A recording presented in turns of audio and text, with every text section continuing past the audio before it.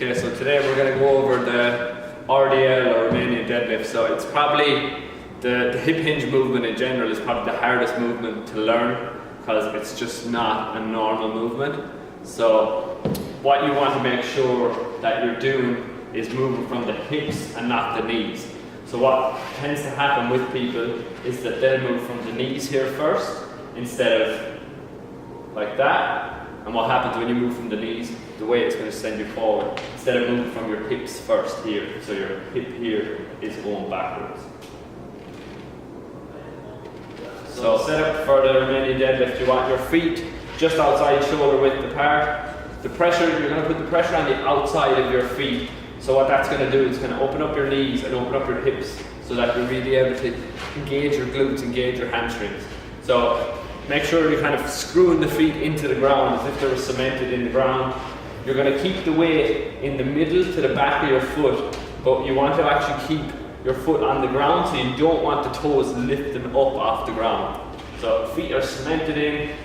And what we're going to do, Sharon, is we're going to hips back first. So you're sitting back, stretch until you feel a stretch here. Good, hamstrings, then hips forward.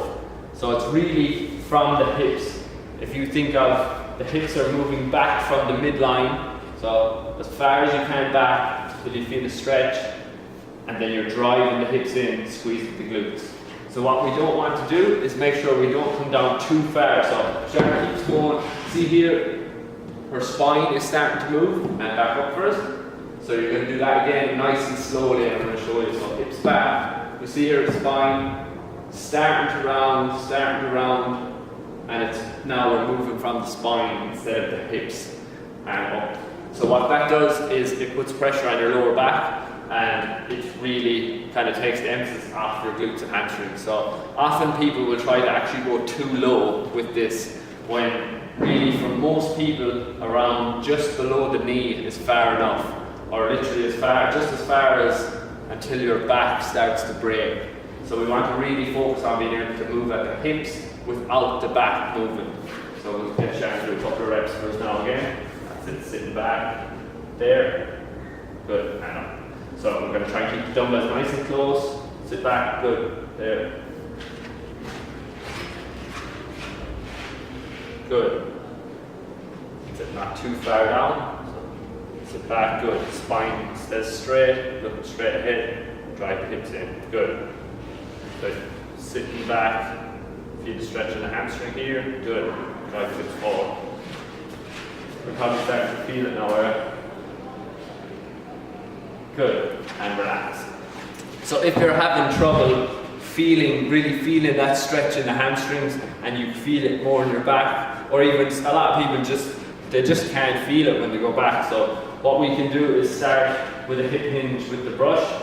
So what Sharon is going to do, there's going to be 3 points of contact. So upper back, head, and lower back. So what you're going to do is you're going to do the hip hinge movement, and if you're moving in the wrong way, one of these points of contact is going to break.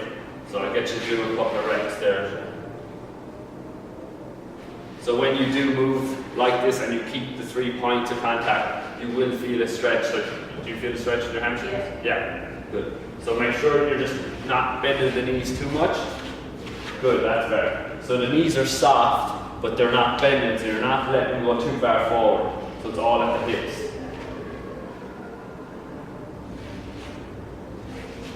So you can even do this in between sets if you're finding that you can't really feel your hamstrings. And the next one we'll do, another thing that can help you is the band. So I get Sharon to get into the band for us. What you're going to do, you're going to use the band around your waist. And what this does is it actually really helps you to cue yourself to move back from the hips first. So what the band is going to help you push back, and then also when you're coming up, it really helps you to drive the hips forward and you squeeze your glutes so you have a bit more tension at the top. So you're going to walk out, have a bit of tension on the band. Don't lean forward, stay upright, literally just keep tight. And now sit back, good, let the band take you back. Drive, good, and up. So keep the dumbbells nice and close. We're running them nearly down the right, that's it. Good. Because if If you keep the weight out here, it's going to put more load on your back. So you want to keep the dumbbells nice and close.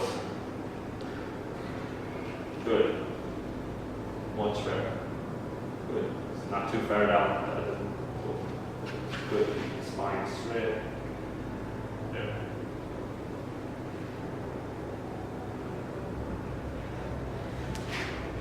Good.